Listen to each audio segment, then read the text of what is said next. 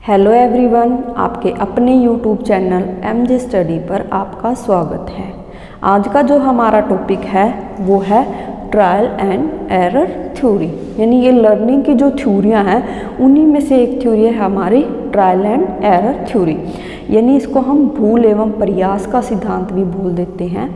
ऐसे इसके बहुत सारे नाम हैं, जिसमें है प्लेजर पेन थ्योरी यानी हर्ष एवं दुख का सिद्धांत।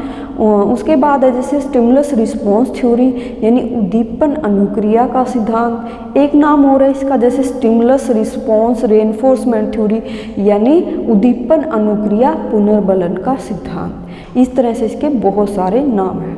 अब जो ये थ्योरी थी ये दी गई थी 1898 ईस्वी में, ये दी थी थॉर्नडाइक ने। थॉर्नडाइक द्वारा इस थ्योरी को दिया गया था। अब थॉर्नडाइक ने क्या कहा था कि बहुत सारे जो एक्सपेरिमेंट किए थे उन्होंने ये सिद्ध कर दिया था कि जो मनुष्य होते हैं या फिर पशु होते हैं वो बहुत सारी चीज़ें ट्रायल एवं एरर द्वारा ही सीखते हैं, यानी प्रयास और भूल द्वारा बहुत सारी चीज़ों को वो सीख जाते हैं। उसके बाद इन्होंने एक एक्सपेरिमेंट किया बिल्ली के ऊपर इस चीज़ को सिद्ध करने के लिए। तो उन्होंने क्या किया, एक बॉक्स बनाया। बॉक्स के अंदर लोहे की सलाखें लगी हुई थी। अब उसमें क्या था, बॉक्स के फर्श के ऊपर एक लकड़ी का तख्ता लगा हुआ था। अब उस लकड़ी के तख्ते को दबाने से ही उस बॉक्स का दरवाज़ा खुल सकता था। अब उसने क्या किया कि बिल्ली को 24 घंटे भूखा रखा, यानी प्रेरणा उसको दी। अब भूखा रखना ज़रूरी था क्योंकि जब भी कोई लर्निंग करवाते हैं तो उसमें प्रेरणा का होना बहुत ज़रूरी है। तो उसने बिल्ली को 24 घंटे भूखा रखा और उस बॉक्स के अंदर बंद कर दिया। अब बॉक्स के बाहर उसने भोजन को रख दिया ताकि बिल्ली को वो भोजन दिखाई दे। अब बिल्ली जब भूखी थी और उसे भोजन दिख रहा था तो वो बिल्ली क्या करती है, उस भोजन को प्राप्त करने की कोशिश करती है। तो उसके लिए वो बहुत सारी क्रियाएं वहाँ पर करती है, जैसे सलाखों को काटती है, इधर उधर उछल कूद करती है और जैसे दरवाजे को के ऊपर सिर पटकती है। तो इस तरह से वो बहुत सारी अनुक्रियाएं वहाँ पर करती है, लेकिन दरवाज़ा नहीं खुलता। अचानक से क्या होता है, उसका पैर जो है उस लकड़ी के तख्ते के ऊपर चला जाता है। तो वो क्या होता है, तख्ता दब के दरवाज़ा अपने आप खुल जाता है, तो जिससे बिल्ली बाहर जाकर भोजन को प्राप्त कर लेती है। तो इस तरह से इस एक्सपेरिमेंट को बार बार दोहराया जाता है, यानी बिल्ली को बॉक्स के अंदर बंद कर दिया जाता है और बिल्ली ऐसे ही बहुत सारी क्रियाएं करती है, लेकिन जब अचानक से उसका पैर तख्ते पड़ जाता है तो क्या होता है, दरवाज़ा खुल जाता है। इस तरह से बिल्ली सीख जाती है कि इस तख्ते के ऊपर पैर रखने से ही दरवाज़ा खुलेगा। धीरे धीरे जब ये एक्सपेरिमेंट किया जाता है तो बिल्ली क्या होगी, उस चीज़ को यानी दरवाजे को खोलना सीख जाती है। तो वहाँ पर लर्निंग क्या करवाई थी बिल्ली को कि दरवाजे को खोलना यानी तख्ते को दबाना वो सीख जाती है और भोजन को प्राप्त कर लेती है। इस तरह से ये एक्सपेरिमेंट किया गया था। उसके बाद आते हैं हमारे लॉज ऑफ लर्निंग यानी अधिगम के नियम। अधिगम के दो नियम होते हैं, प्राइमरी लॉज और सेकेंडरी लॉज, यानी प्राथमिक नियम और सेकेंडरी यानी गौण नियम भी बोल देते हैं इसको, अप्रधान नियम भी बोल देते हैं, और प्राथमिक नियम को हम प्रधान नियम भी बोल देते हैं। पर जो प्राइमरी लॉज हैं उसके अंदर हमारे 3 लॉज हैं, यानी 3 नियम हैं। लॉ ऑफ रेडीनेस यानी तत्परता का नियम। तत्परता का नियम क्या होता है कि यानी अगर हम किसी काम को करने के लिए तैयार हों तो वो काम हम जल्दी सीख जाते हैं। तो ये हो गया हमारा लॉज ऑफ रेडीनेस। दूसरा हमारा लॉ ऑफ एक्सरसाइज यानी अभ्यास का नियम। हम किसी काम को जब करते हैं और बार बार उसका अभ्यास करेंगे तो वो क्या है, हमारा काम जो है स्थिर हो जाता है, यानी वो काम हम लंबे टाइम तक नहीं भूलते। और अगर हम किसी चीज़ का प्रयास नहीं करते तो वो जो लर्निंग है हमारी वो हम जल्दी भूल जाते हैं। उसके बाद है लॉ ऑफ इफेक्ट यानी प्रभाव का नियम। जब हम किसी चीज़ को बार बार अभ्यास करते हैं तो वो हमारे ऊपर प्रभाव छोड़ती है, यानी हमें सफलता प्राप्त होती है। तो वो क्या हो गया, हमारा प्रभाव का नियम। और अगर हम बार बार प्रयास नहीं करेंगे तो वो प्रभाव भी वहाँ पर ख़त्म हो जाता है। तो ये हो गए हमारे प्राइमरी लॉज। उसके बाद आते हैं हमारे सेकेंडरी लॉज यानी अप्रधान नियम या गौण नियम। सबसे पहला है हमारा लॉ ऑफ मल्टीपल रिस्पॉन्स यानी बहुमुखी अनुक्रियाओं का नियम, यानी बहुत सारी जहाँ पर अनुक्रियाएं होती हैं। ये कहते हैं कि मनुष्य जो होता है एक काम को करने के लिए यानी एक सिचुएशन में या परिस्थिति में बहुत सारी अनुक्रियाएं करता है। तो ये क्या हो गया हमारा लॉ ऑफ मल्टीपल रिस्पॉन्स। उसके बाद आता है हमारा law of previous beliefs, attitudes and opinions. ये क्या होता है कि जो हमारे पूर्व निश्चय होते हैं या फिर हमारा एटीट्यूड होते हैं या फिर हमारा ओपिनियन होता है, तो उसके अंदर क्या होता है कि ये हमें डिसाइड करते हैं कि जो हमारा आंसर होगा वो संतोषजनक होगा यानी सेटिस्फाइड करेगा या अनसेटिस्फाइड करेगा। तो संतोषजनक या असंतोषजनक वो हमारा आंसर हो सकता है।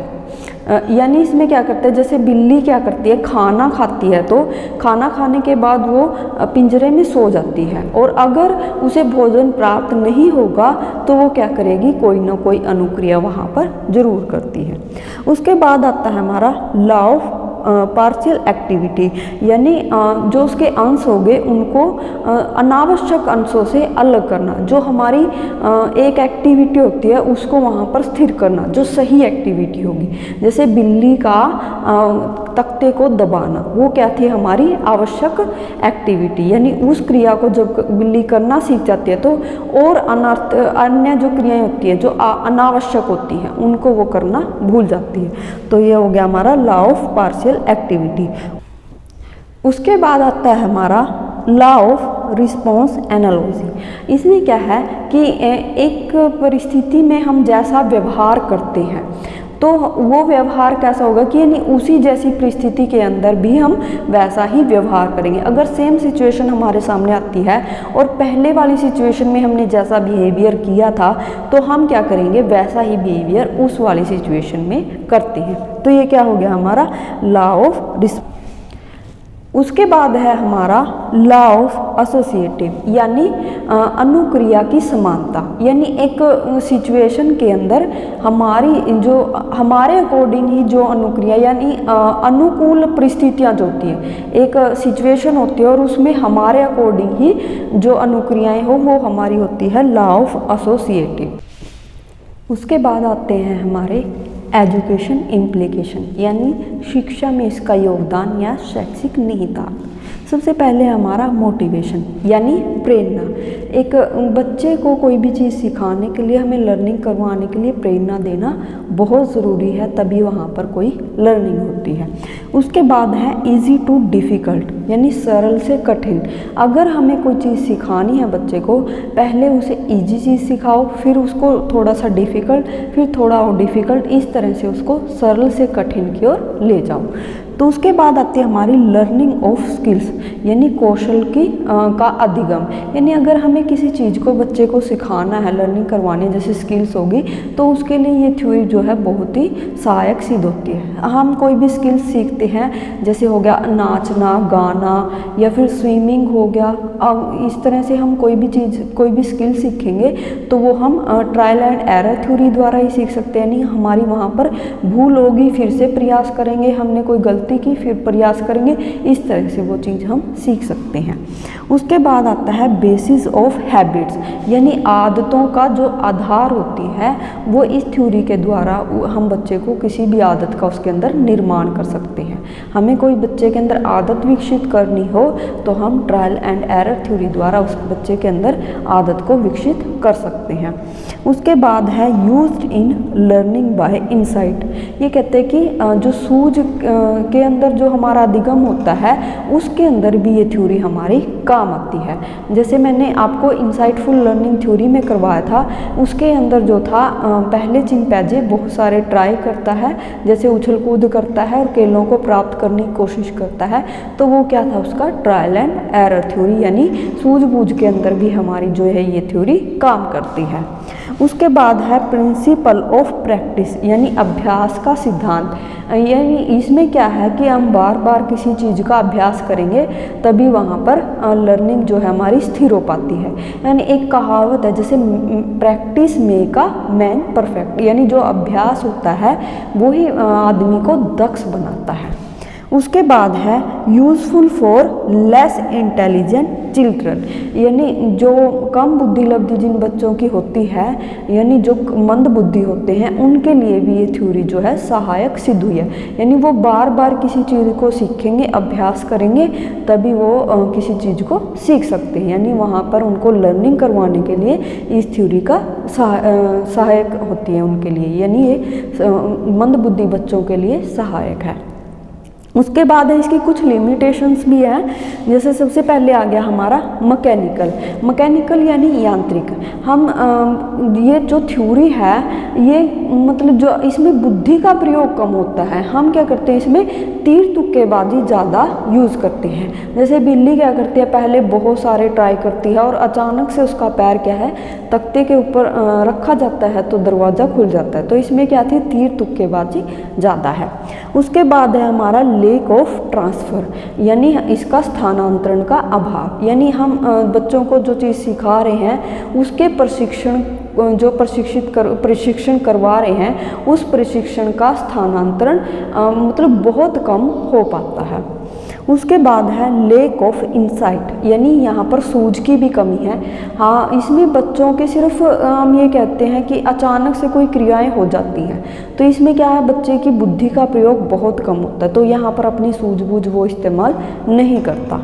उसके बाद है नॉट यूज़फुल फॉर गिफ्टेड, यानी जो प्रतिभाशाली बच्चे होते हैं उन बच्चों के लिए ये थ्योरी सहायक सिद्ध नहीं होती, क्योंकि जो गिफ्टेड बच्चे होते हैं यानी प्रतिभाशाली जो बच्चे होते हैं वो किसी चीज़ को जल्दी ही सीख लेते हैं, तो उनको बार बार अभ्यास करवाने की ज़रूरत नहीं होती, तो ये उन बच्चों के लिए उपयोगी नहीं होती। थैंक यू दोस्तों, आई होप ये वीडियो आपके लिए हेल्पफुल होगी। उसके बाद आते हैं हमारे एजुकेशन इम्प्लीकेशन, यानी शिक्षा में इसका योगदान या शैक्षिक निहितार्थ। सबसे पहले हमारा मोटिवेशन यानी प्रेरणा। एक बच्चे को कोई भी चीज़ सिखाने के लिए, हमें लर्निंग करवाने के लिए प्रेरणा देना बहुत ज़रूरी है, तभी वहाँ पर कोई लर्निंग होती है। उसके बाद है इजी टू डिफ़िकल्ट, यानी सरल से कठिन। अगर हमें कोई चीज़ सिखानी है बच्चे को, पहले उसे इजी चीज़ सिखाओ, फिर उसको थोड़ा सा डिफ़िकल्ट, फिर थोड़ा और डिफ़िकल्ट, इस तरह से उसको सरल से कठिन की ओर ले जाओ। तो उसके बाद आती है हमारी लर्निंग ऑफ स्किल्स, यानी कौशल की का अधिगम। यानी अगर हमें किसी चीज़ को बच्चे को सिखाना है, लर्निंग करवानी, जैसे स्किल्स होगी, तो उसके लिए ये थ्योरी जो है बहुत ही सहायक सिद्ध होती है। हम कोई भी स्किल्स सीखते हैं, जैसे हो गया नाचना, गाना, या फिर स्विमिंग हो गया, इस तरह से हम कोई भी स्किल सीखेंगे तो वो हम ट्रायल एंड एरर थ्योरी द्वारा ही सीख सकते हैं। यानी हमारी वहाँ पर भूल होगी, फिर से प्रयास करेंगे, हमने कोई गलती की, फिर प्रयास करेंगे, इस तरह से वो चीज़ हम सीख सकते हैं। उसके बाद आता है बेसिस ऑफ हैबिट्स, यानी आदतों का जो आधार होती है वो इस थ्योरी के द्वारा हम बच्चे को किसी भी आदत का उसके अंदर निर्माण कर सकते हैं। हमें कोई बच्चे के अंदर आदत विकसित करनी हो तो हम ट्रायल एंड एरर थ्योरी द्वारा उस बच्चे के अंदर आदत को विकसित कर सकते हैं। उसके बाद है used in learning by insight. ये कहते हैं कि जो सूझ के अंदर जो हमारा अधिगम होता है उसके अंदर भी ये थ्योरी हमारी काम आती है। जैसे मैंने आपको इंसाइटफुल लर्निंग थ्योरी में करवाया था, उसके अंदर जो था पहले चिंपैंजी बहुत सारे ट्राई करता है, जैसे उछल कूद करता है और केलों को प्राप्त करने की कोशिश करता है, तो वो क्या था उसका ट्रायल एंड एरर थ्योरी, यानी सूझबूझ के अंदर भी हमारी जो है ये थ्योरी काम करती है। उसके बाद है प्रिंसिपल ऑफ प्रैक्टिस, यानी अभ्यास का सिद्धांत। यानी इसमें क्या है कि हम बार बार किसी चीज़ का अभ्यास करेंगे तभी वहाँ पर लर्निंग जो है हमारी स्थिर हो पाती है। यानी एक कहावत है जैसे practice make a man perfect, यानी जो अभ्यास होता है वो ही आदमी को दक्ष बनाता है। उसके बाद है useful for less intelligent children, यानी जो कम बुद्धि लब्धि जिन बच्चों की होती है, यानी जो मंद बुद्धि होते हैं, उनके लिए भी ये थ्योरी जो है सहायक सिद्ध हुई है।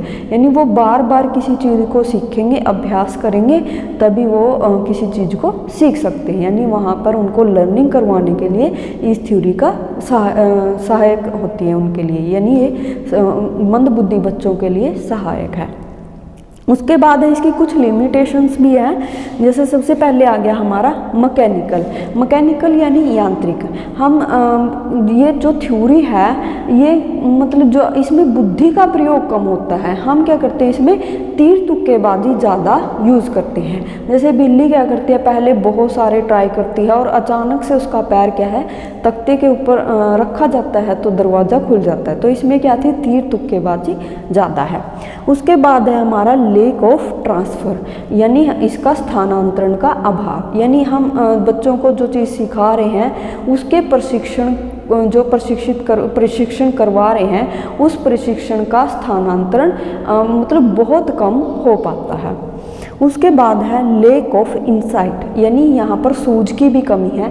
हाँ, इसमें बच्चों के सिर्फ हम ये कहते हैं कि अचानक से कोई क्रियाएं हो जाती हैं, तो इसमें क्या है बच्चे की बुद्धि का प्रयोग बहुत कम होता है, तो यहाँ पर अपनी सूझबूझ वो इस्तेमाल नहीं करता।